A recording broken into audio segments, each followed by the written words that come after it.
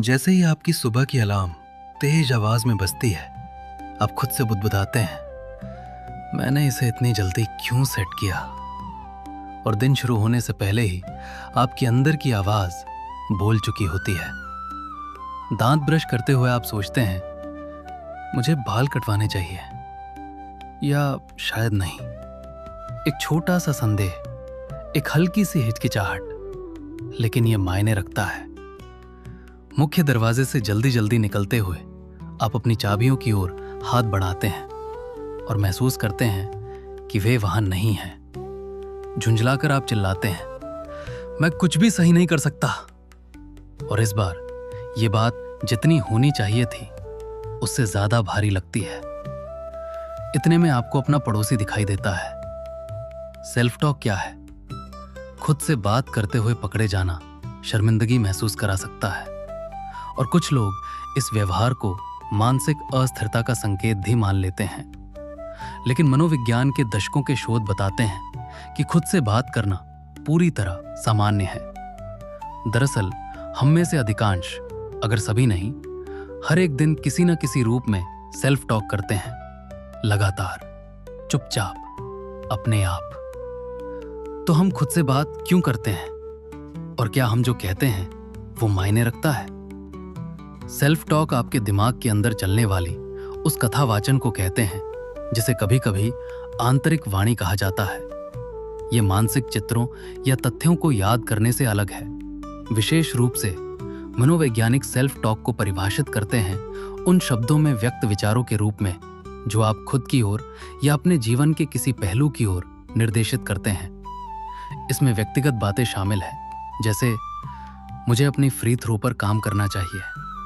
लेकिन इसमें वे चिंतन भी शामिल हैं जो आप दिन भर करते रहते हैं, जैसे आज जिम बहुत भीड़ है, मैं कल आऊंगा। और जो अक्सर अनदेखा रह जाता है वो ये है कि ये शांत टिप्पणियां धीरे धीरे आपकी अपनी छवि को आकार देती हैं। प्रारंभिक सेल्फ टॉक, हालांकि वयस्कों में अधिकांश सेल्फ टॉक मौन होता है। जोर से खुद से बात करना भी इसी श्रेणी में आता है। दरअसल मनोवैज्ञानिक मानते हैं कि सेल्फ टॉक के हमारे पहले अनुभव अधिकतर मुखर होते हैं, क्योंकि बच्चे खेलते समय अक्सर खुद से जोर से बात करते हैं। 1930 के दशक में रूसी मनोवैज्ञानिक लेव वाइगोत्स्की ने यह परिकल्पना की कि इस प्रकार की वाणी वास्तव में विकास की कुंजी है। बच्चे बड़ों से हुई बातचीत को दोहराकर अपने व्यवहार और भावनाओं को स्वयं नियंत्रित करना सीखते हैं। वे अजीब नहीं होते, वे खुद को संभालना सीख रहे होते हैं। आंतरिक सेल्फ टॉक, जैसे जैसे वे बड़े होते हैं, ये बाहरी सेल्फ टॉक आंतरिक हो जाता है और एक निजी संवाद में बदल जाता है। हम जानते हैं कि ये आंतरिक सेल्फ टॉक महत्वपूर्ण है और ये आपको योजना बनाने, कठिन परिस्थितियों से गुजरने और पूरे दिन खुद को प्रेरित करने में मदद कर सकता है। लेकिन सेल्फ टॉक का अध्ययन करना कठिन है। ये एक ऐसे व्यवहार को ट्रैक करने पर निर्भर करता है जो स्वाभाविक है और अक्सर बिना सचेत नियंत्रण के होता है।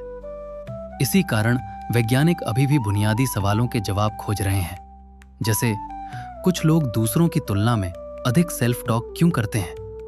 सेल्फ टॉक के दौरान दिमाग के कौन से हिस्से सक्रिय होते हैं और ये सक्रियता सामान्य बातचीत से कैसे अलग होती है?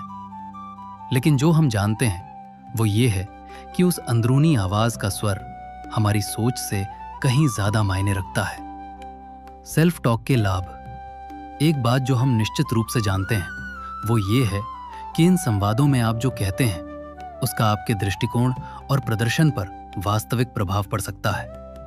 निर्देशनात्मक या प्रेरणात्मक सेल्फ टॉक में संलग्न होना एकाग्रता बढ़ाता है, आत्मसम्मान बढ़ाता है और रोजमर्रा के कार्यों से निपटने में मदद करता है। उदाहरण के लिए, कॉलेज के टेनिस खिलाड़ियों पर किए गए एक अध्ययन में पाया गया कि अभ्यास में निर्देशनात्मक सेल्फ टॉक शामिल करने से उनकी एकाग्रता और सटीकता बढ़ी। और जिस तरह किसी दोस्त से बात करना तनाव कम कर सकता है, उसी तरह खुद से सीधे बात करना आपको अपनी भावनाओं को नियंत्रित करने में मदद कर सकता है, क्योंकि आपका मस्तिष्क हमेशा ये फर्क नहीं कर पाता कि शब्द किसी और ने कहे या आपने खुद।